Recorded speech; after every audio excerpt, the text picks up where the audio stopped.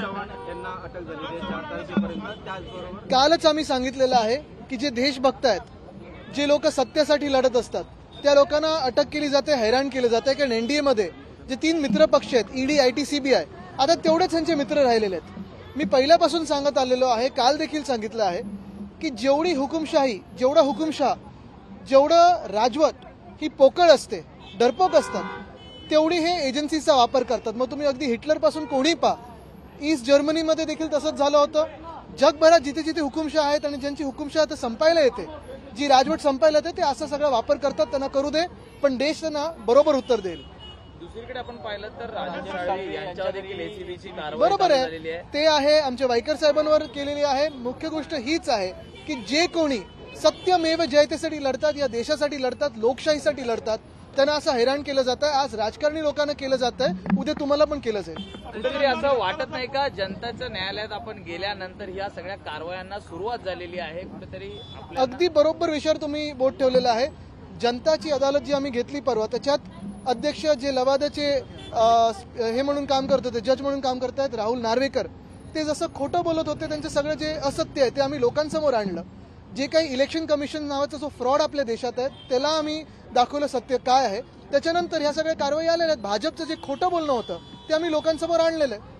डावोसबद्दल आपण वारंवार ट्विट करत होतात, माहिती समोर आणत होतात, 70,000 कोटींचे आता करार झाल्याचं ते म्हणत आहेत। बरोबर, डावोसमध्ये 2 पत्रकारांना पण नेलेलं आहे, 1-2 अजून मित्र आणि 2-3 दलाल नेलेले आहेत। असो, हे सगळं आमच्याकडे फोटोज वगैरे सगळं आलेलं आहे आणि त्याच्यावर आम्ही खुलासा ते परत आल्यानंतर करू।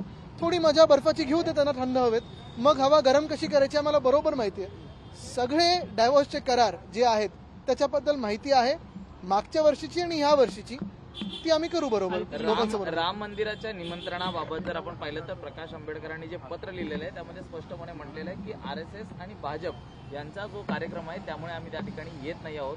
कसं पाहताय? नाही, मी त्यांचं पत्र वाचलेलं नाही असून। आदित्य जी, हिंदी में जानना चाहेंगे, ईडी की कार्रवाई को आप किस तरह से देख रहे हैं? अब 22 तारीख की जो है कस्टडी मिल चुकी है, क्या कहना चाहिए? जितने हुकुमशाह कायर होते जाते हैं, उतनी एजेंसियां ऐसे उनको इस्तेमाल करने का वक्त आता है। अगर आपने देखा होगा तो महाराष्ट्र में मिंदे सरकार एक डरपोक सरकार है। उनके जो गैंग लीडर है, जो सीएम है इलीगल, वो भी डरपोक है, इसलिए उनके खुद के भ्रष्टाचार को मिटाने के लिए, छुपाने के लिए वहां गए। जो भी लोग भ्रष्टाचारी असल में है, वहां जाते हैं वॉशिंग मशीन में और मंत्री बन जाते हैं। कोई सीएम बनता है, कोई डीसीएम बनता है, कोई अन्य कोई मंत्री बनता है।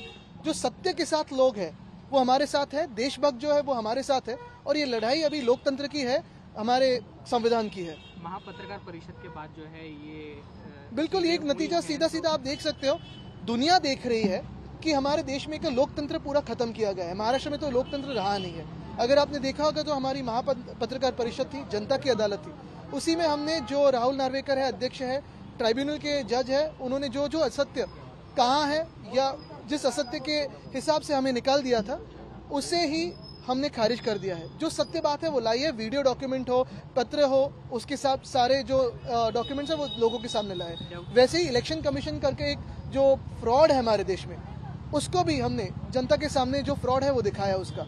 तो इसी का नतीजा है, ईडी की रेड सूरज पे हो या वाइकर साहब पे हो या फिर हमारे राजन साळवी जी के पास हो, जो भी सत्यमेव जयते के लिए लड़ रहे हैं उनको ऐसे हैरान किया जाता है।